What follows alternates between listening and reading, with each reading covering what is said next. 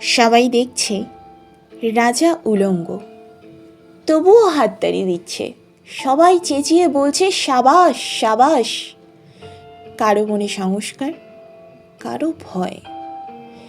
কেউ বা নিজের বুদ্ধি অন্য মানুষের কাছে বন্ধক দিয়েছে। কেউ বা পরাণ্যভোজী, কেউ কৃপাপ্রার্থী, উমেদার, প্রবঞ্চক। কেউ ভাবছে রাজবস্ত্র সত্যি অতীব সূক্ষ্ম, চোখে পড়ছে না যদিও, তবুও আছে। অন্তত থাকাটা কিছু অসম্ভব নয়।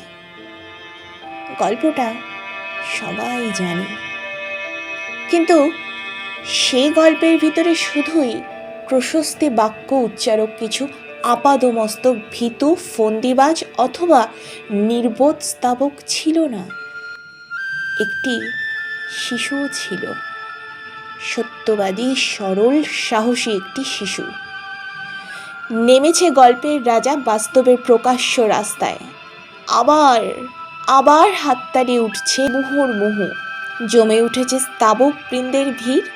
কিন্তু সেই শিশুটিকে আমি ভিড়ের ভিতরে কোথাও দেখছি না। শিশুটি কোথায় গেল? কেউ কি কোথাও তাকে কোনো গোপন গুহায় লুকিয়ে রেখেছে?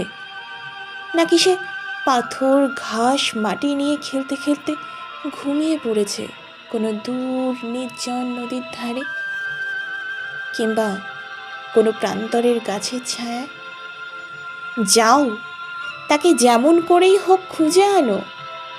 সে এসে একবার এই উলঙ্গ রাজার সামনে নির্ভয়ে দাঁড়াক।